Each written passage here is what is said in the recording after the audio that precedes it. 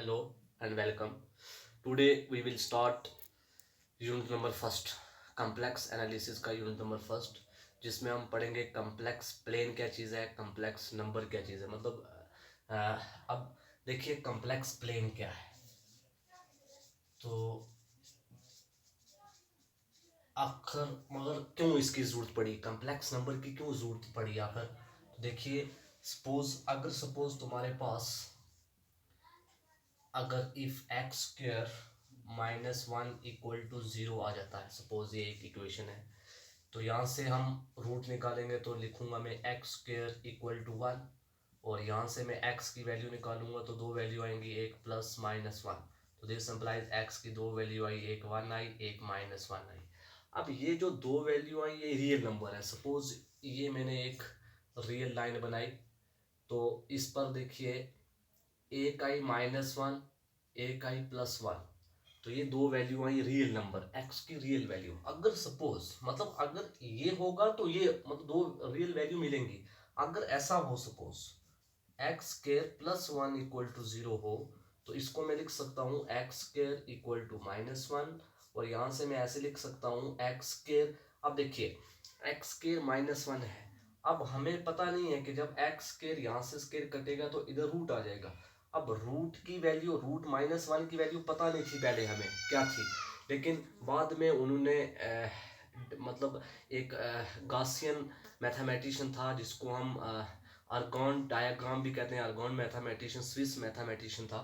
उसने ये निकाला कि ये जो -1 है ये एक्चुअली में कुछ नहीं है। ये -1 जो है ये जब इसका रूट, जब भी कभी रूट के अंदर -1 आ जाए तो इसको हम लिख सकते हैं आयोटा।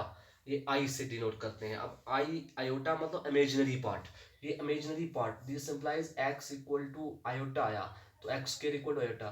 तो अब आयोटा, आयोटा की वैल्यू है -1, आयोटा की वैल्यू है √1। तो अगर मैं आयोटा का स्क्वायर कर दूं, तो आयोटा का स्क्वायर करूंगा, इधर भी स्क्वायर हो जाएगा, इधर भी स्क्वायर हो जाएगा, तो बन जाएगा -1। इट मींस इट मींस यहाँ पर मैं -1 की जगह पर लिख सकता हूँ this implies x square equal to iota का स्क्वायर। अब यहाँ से इस वजह से मतलब जब भी कभी ऐसी वैल्यू आएगी तो तब हमें जब कभी एक्स स्क्वायर इक्वल टू या वाई स्क्वायर इक्वल टू -1 आ जाए या -2 आ जाए, तो उस टाइम हमें वैल्यू तो हमें पता नहीं होती कि क्या वैल्यू होती है। लेकिन गॉसियन मैथमेटिशियन एक ऐसा मैथमेटिशियन था जिसने ये कहा कि -1 जब भी कभी रूट के अंदर -1 आ जाए तो उसको हम लिखते हैं आयोटा। लेकिन जब उस आयोटा का स्क्वायर करते हैं तो वो -1 हो जाता है, तो इट मीन्स -1 की जगह मैंने लिख लिया आयोटा का स्क्वायर। तो अब this implies x equal to, तो जब एक्स इक्वल टू क्या वैल्यू आई, एक्स की दो वैल्यू आई, एक वैल्यू आई प्लस माइनस आयोटा, दो वैल्यू आई, एक प्लस आयोटा एक माइनस आयोटा। अब रियल एक्स, अगर ये इक्वेशन थी तो एक्स की रियल वैल्यू आई, तो रियल इस लाइन को रियल लाइन बोलते हैं। एक और रियल लाइन ले लेते हैं हम उसमें, क्योंकि एक्स की वैल्यू अब एक इमेजिनरी पार्ट में हमेशा हम वाई कोऑर्डिनेट्स पर लेते हैं। तो इट मीन्स एक प्लस का आयोटा आ गया, एक माइनस का आयोटा आ गया। तो इस तरीके से हम रिप्रेजेंट करते हैं किसी कम्प्लेक्स प्लेन को। This diagram shows a complex, this plane is known as complex plane. और इसी प्लेन को हम गासियन प्लेन भी कहते हैं या अर्गॉन डायग्राम भी कहते हैं, क्योंकि अर्गॉन एक स्विस मैथमेटिशियन था, उसने ये कंसेप्ट दिया था, उसने ये कंसेप्ट दिया, इसलिए उसके नाम से इस डायग्राम का नाम पड़ गया अर्गॉन डायग्राम।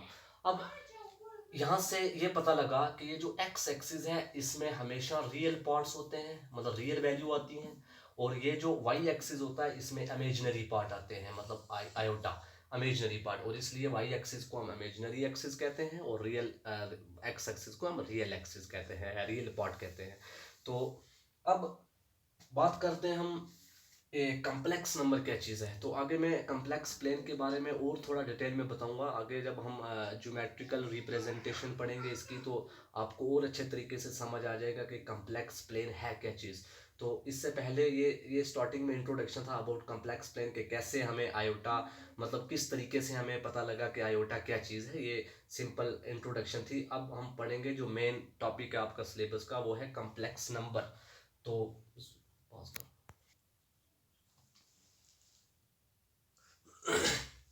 अब बात आती है कम्प्लेक्स नंबर की। तो देखिए इसकी डेफिनेशन मैंने ऑलरेडी पीडीएफ में लिखी हुई है, मैं सिर्फ समझाऊंगा कि कम्प्लेक्स नंबर होता क्या है। सपोज मान लेते हैं कि एक्स और वाई दो रियल नंबर है, be two real numbers, x और वाई दो रियल नंबर है।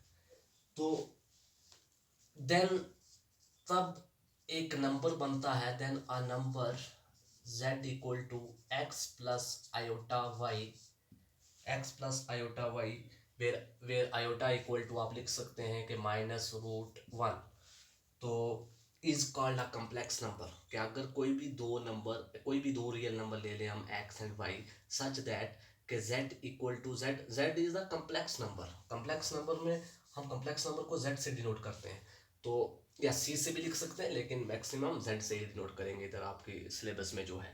तो z इस तरीके का अगर आए, जहां भी जब भी कभी x इस फॉर्म में आ जाए, मतलब दो को x, मतलब x एंड y को ऐसे दो नंबर लेने हैं सच दैट कि अगर z equal to x plus iota 5 x plus iota y इस फॉर्म का होगा, उस फॉर्म को हम बोलेंगे ये क्या है, कम्प्लेक्स नंबर है। और इसी में इस x को हम बोलते हैं real part, x where x is a real part and y is an imaginary part। इस y को हम इमेजिनरी, जिसके साथ आयोटा होगा वो इमेजिनरी पार्ट होगा, और जो बिल्कुल खाली होगा जिसका कुछ भी नहीं होगा वो रियल पार्ट होगा। मैंने पहले से बता दिया कि रियल पार्ट कैसे निकलता है और इमेजिनरी पार्ट की कब जरूरत पड़ती है। तो देखिए हम लिख सकते हैं, मैंने डेफिनेशन मैंने ऑलरेडी पीडीएफ में प्रोवाइड किया हुआ है सारा कुछ। तो अब अगर अगर इस कंडीशन में, ऐसी कंडीशन में अगर y जीरो हो जाए, अगर ये y जीरो हो जाए तो ये पूरा कम्प्लेक्स नंबर प्योरली रियल कहलाएगा। मतलब ये जीरो हो गया तो सिर्फ x बचा तो इट मीन्स प्योरली रियल कहेंगे। अगर x जीरो हो गया तो ये पूरा कम्प्लेक्स नंबर प्योरली इमेजिनरी बन जाएगा। तो इस तरीके से हम कहते हैं कि अगर इफ मतलब अगर कोई भी दो रियल नंबर इस फॉर्म के नजर आए आपको, इस फॉर्म में मतलब x प्लस आयोटा वाई या a प्लस आयोटा b, इस फॉर्म के नंबर को हम कहते हैं कम्प्लेक्स नंबर। अब मैं एग्जांपल दे के समझाता हूँ आपको। सपोज अब एक एग्जांपल लेते हैं। सपोज